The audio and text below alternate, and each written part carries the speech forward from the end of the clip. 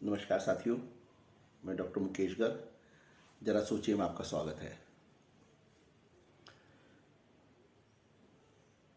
देश में जो वर्तमान व्यवस्था एमएसएमई सेक्टर के लिए चल रही है, मैं आज उसके ऊपर आपसे बात में विचार रखना चाहता हूँ। साथियों, एमएसएमई सेक्टर देश का सबसे अधिक रोजगार देने वाला सेक्टर है और कमोबेश देश की जीडीपी में 40% का योगदान भी इस सेक्टर का है। और रोजगार में तो कोई तोड़ ही नहीं है इसका, क्योंकि इतना रोजगार डायरेक्टली और इनडायरेक्टली एमएसएमई से जुड़ा हुआ है कि जैसे भारत का कृषि उद्योग है, उसी तरीके से भारत का एमएसएमई उद्योग भी देश की सेवा कर रहा है।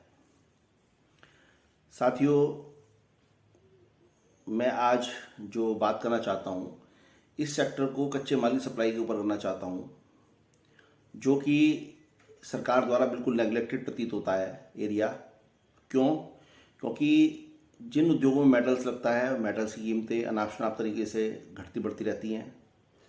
जिन उद्योगों में पेट्रोलियम प्रोडक्ट्स लगते हैं, वो पेट्रोलियम प्रोडक्ट्स की कीमतें जो हैं अनाप शनाप तरीके से घटती बढ़ती रहती हैं। डायरेक्टली पेट्रोल डीजल की कीमतें तो सरकार चलो ध्यान रखती है, लेकिन जो पेट्रोलियम के अन्य प्रोडक्ट, प्लास्टिक हैं, चारकोल है और अन्य प्रोडक्ट्स जो पेट्रोलियम से जुड़े हुए हैं, उनके ऊपर जो सरकार का नियंत्रण प्रभावी नहीं है।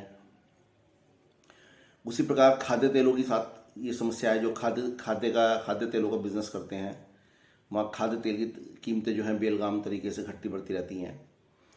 एमएसएमई सेक्टर एक ऐसा सेक्टर है जो कॉन्स्टेंटली वर्क करना चाहता है और जो लगातार एक सही मूल्य पर लोगों को दाम पर माल उपलब्ध कराना चाहता है, गुणवत्ता वाला। लेकिन हो क्या रहा है, 2009 में जब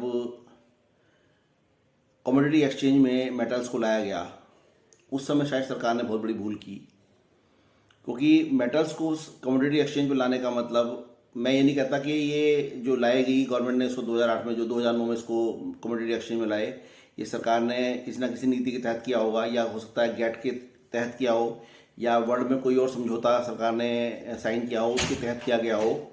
लेकिन ये जरूर है कि जब से मेटल्स जो हैं सारे कमोडिटी एक्सचेंज पर आए हैं, तब से जो है ये दिन पे दिन प्रॉब्लम बढ़ती जा रही है।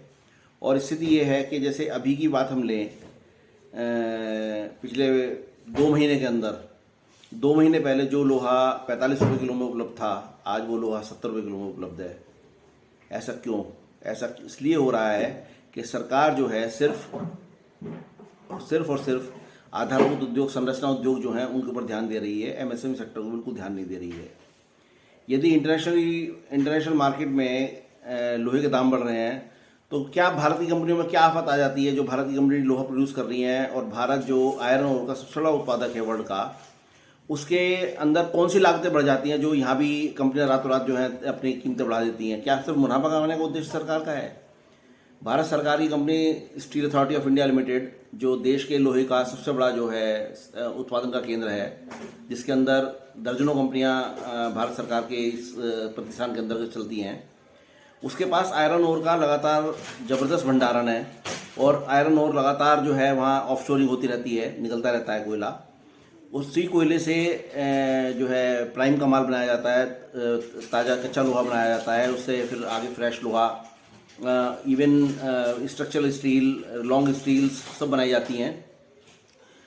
तो उनकी लागतें कहाँ से बढ़ जाती हैं रातों रात? जो वो 45 रुपये लोहा बेचते 70 रुपये पे आ जाते हैं, और हो सकता है मार्च अप्रैल के बाद फिर ये लोहा दोबारा से 45-50 रुपये पे आ जाए। ऐसा क्यों होता है? केवल अंतर्राष्ट्रीय कीमतों के साथ चलाकर आप देश के एमएसएमई उद्योग को नहीं चला सकते। प्रधानमंत्री जी को और हमारे जो वाणिज्य मंत्री जी हैं, पीयूष गोयल जी, उनको इस चीज़ पर ध्यान देना होगा कि जो उद्योग किसी भी बड़े उद्योग का या कोई सरकारी ऑर्डर लेता है, वो सरकारी ऑर्डर तो कम से कम 6 महीने साल भर के लिए होता ही होता है।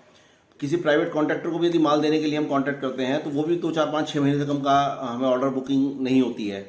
ऐसे में आज जो रेट दें और 2 महीने बाद कच्चा माल उसका रेट जो है दुगने रेट हो जाए, तो कहाँ से आप उसका ऑर्डर भुगतान कर पाएंगे? नहीं कर पाएंगे। और इसी समस्या से लघु उद्योग जूझ रहा है आज की डेट में। और अधिकांश जो मेटल से रिलेटेड उद्योग हैं, चाहे वो लोहा हो, कॉपर हो, आप आपका ब्रास हो, आपका निकिल हो, क्रोम हो, ये सारे जो उद्योग हैं, ये सारे जो हैं ये इस समय डूबने की कगार पर खड़े हुए हैं। और सरकार ने यदि समय रहते इस पर प्रभावी नियंत्रण नहीं किया तो वो दिन दूर नहीं होंगे जब ये उद्योग बैठ जाएगा। जरा सोचिए।